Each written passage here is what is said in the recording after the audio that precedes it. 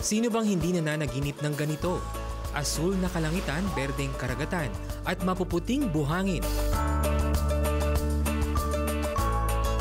Ang summer ata sa Pinas pwedeng kahalintulad na malaparaisong isla ng Boracay.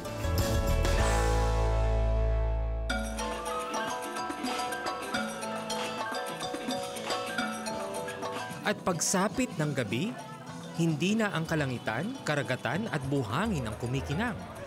Ang kislap mula sa establishmento na ang nakikipaglaro sa mga mata ng dumaragsang bisita sa islang ito. Hindi lang daw ang Baguio ang tila nasa breaking point pagdating sa pagdami ng mga tao at pagsikip ng spasyo. Nitong nakaraang taon, kulang-kulang sa 1.5 million na turista ang bumisita rito, katumbas ang milyon-milyong kita para sa isla. Mahigit sa 27 billion pesos ang ipinasok ng turismo dito sa isla ng Boracay nitong nakaraang 2014 at maaari pang tumaas yan ngayong 2015.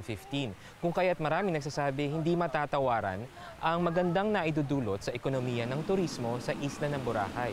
Pero sa kabilang banda, marami rin nagsasabi, hindi kaya sobra-sobra na ang pagpapatayo ng iba't ibang establishmento dito at pagbisita na rin ng maraming tao.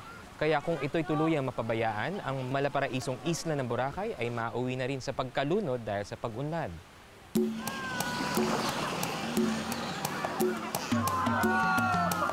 Parang cycle na raw ito. Pagdami ng bisita, pagdami ng mga establishmento, pagdami ng kita, pagkalunod sa kaunlaran. We are in the point where there are massive developments in the north. Massive, we will say, because we are only 1,064 hectares. But if you look at it clearly, there are spaces of forest still left. And there are open spaces clearly respected. And so you don't just build anywhere, anything that you want. When you go through our offices in redevelopment, we tell you exactly what you can do and what you cannot do at this point. There's actually a thin line separating the soil and yung coral reefs under it, no? There's a very good interaction between local government and the private sector. These things are not left behind.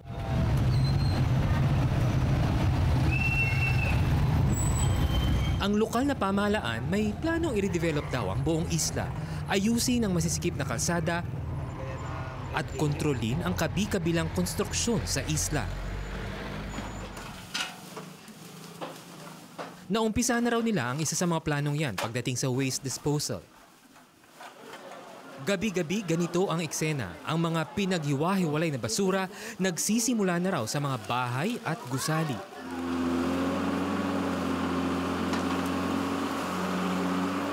Sa isang malaking imbakan, ang mga hindi nabubulok, pinagsasama-sama at isinasakay sa truck.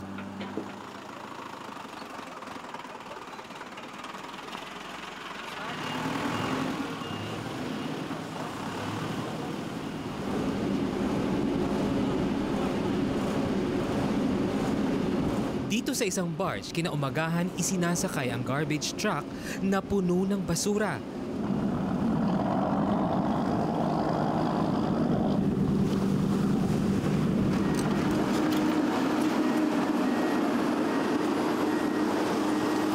Sa isang landfill sa munisipyo ng Malay sa mainland, iniimbak at ibinabaon ang mga basura. Walang amoy, wala ring mga insektong nagpipiesta.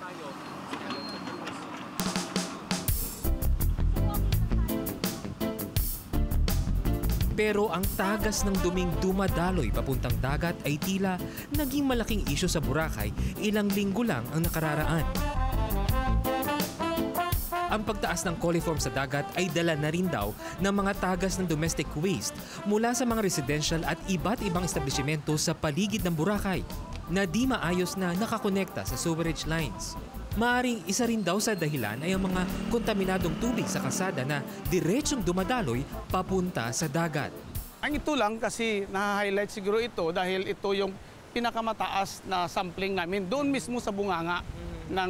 Ibig sabihin yung tubig na lumalabas dyan, doon namin kinunan namin at sinusukat. Pero kung yung pangkalahatan ng Boracay naman, good yun for swimming kasi naklasify kasi itong Boracay sa Class SB at saka sa Class AC. Yung whole natin, yung swimming area natin sa from doon sa kabila, yung tawag natin yan, yung Long Beach. If I make that decision to swim right now, safe po ba? Sa akin, safe pa rin ang Boracay.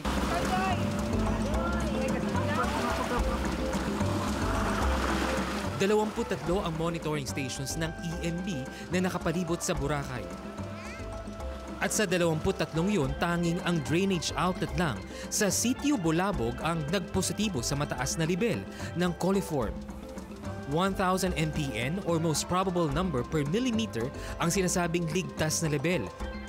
Pero sa lugar na ito, nasa mahigit 47,000 mpn na ang sukat ng coliform. This is how I can say that it is everyone's concern. It's not just the local government, it is not just the DNR. If somebody was able to get through the report, it's because we do regular checkings, it's because it's part of development, but it's not the whole of Boracay. Ligtas pa rin daw ang magtampisaw sa karagatan ng Boracay. Yung pinakamataas na yun, hindi yun representative ng water quality ng dagat dahil galing yan sa bunganga mismo or outfall ng isang drainage. So talagang mataas yun. Pero pag nakamix na siya, ayun, bumaba siya. So pasado pa rin sa Class AC. At para mapangalagaan daw ang kalusugan at kaligtasan ng mga turista, pinaplano ng EMB na habaan pa ang drainage outlet ng Boracay papunta sa coastal waters. Pag nagkaroon na tayo ng treatment at plus yung i-extend natin ito, more or less makatutulong yun sa water quality ng coastal water dito sa area. Pero maraming nagsasabi hindi matatapos ang problemang ito hanggang hindi humihinto ang pagdami ng tao at establishmento sa isla.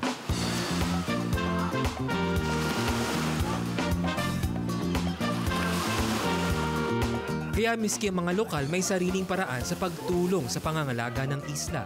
Saturday, early in the morning, 6 o'clock hanggang 8, naglilinis po kami ng beach from Station 3 going to Station 1. Ayan po ay namumulot kami ng mga basura dyan sa beach para isa po sa ambag namin na matulungan yung isla at mapanatili yung malinis yung island po. Meron tayo ring concern sa Boracay kasi on the first place, dito tayo kumikita ng pera. Dapat it paid back also for the sustainability and globally competitive tourism. Alam din daw ng mga negosyante dito na gaano man kalaki ang kanilang kita, di pa rin daw matutumbasan ito kapag napabayaan ang Boracay. Siyempre, nagnenegosyo ka, gusto mong kumita, natural yan. Pero dapat huwag mo kalimutan yung ang protection ng environment kung paano ma-sustain. Because the island is not, negosyo, nandyan. Pero gusto natin i-preserve yan for so many generations. So actually, maraming effort, no? Pero ito kailangan ng collective effort sa both sides, sa public and sa private. At saka siyempre sa local community dito na talagang dapat maingat. With us, sustainability is uniting together to make sure that what we have, are able to preserve. The only industry we have. For us here, this is our life. So you can be well assured that more than anyone else, we will be the one who will be conscious of sustainability.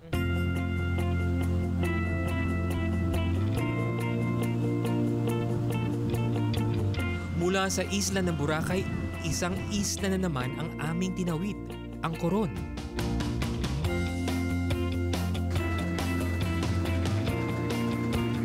Sa pagkakataong ito, muli namin sinamahan si Will sa kanyang paglalakbay at pareho kaming first-timer sa lugar na ito.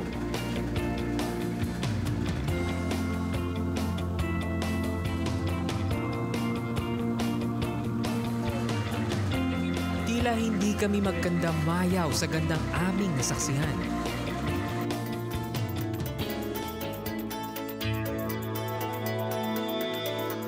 Ang kamera ko diri-diretso sa pag-click. Bawat anggulo, picture perfect, ika nga. Itong nasa harapan namin ngayon is basically yan yung entrance papunta dito sa Coron Island. Yung lake mamaya pa daw pupuntahan. At sa bungad pala makikita mo na kung gaano nila inaalagaan yung isla, itong bahagi ng Coron Island.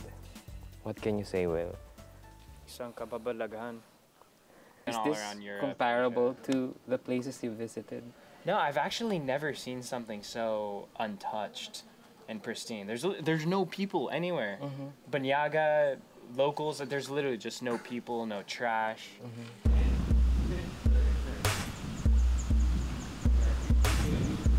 Dahil yan sa iilan pa lang ang nakakadiskubring mga turista sa lugar na to.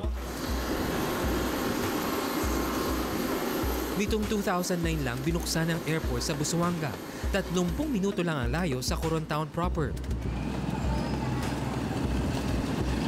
Kaya ang dating tahimik na isla, unti-unti nang nakaririnig ng mga iba't ibang mga lengguwahe mula sa mga bumibisita.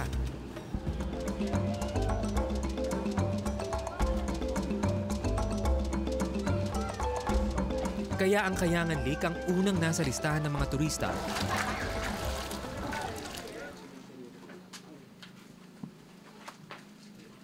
Pero sa kuweba pa lang di kalayuan sa lawa, may isang turista nang bumusabos sa sagradong kuweba ng mga Tagbanwa. So, ang sagradong lugar dito sa Coron, medyo binalahura na ng maraming tao. We're not like the one. Sa mga ganitong klaseng turista dapat ikinukubli ang mga lugar na tulad nito, lalo pat ito ang pinakamalinis na lawa sa buong Pilipinas.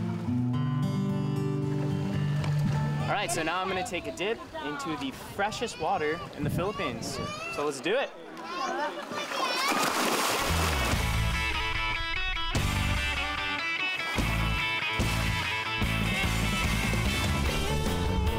Kaya si Will di napigilan ang magtampisaw sa Kayangan Lake upang mapanatili raw ang linis ng dagat. Hanggat maaari, kinukontrol pa nila ang mga bisita. At ganun din ang paggamit ng mga sunblock lotion na maaaring magkontamina sa tubig sa tagal ng panahon.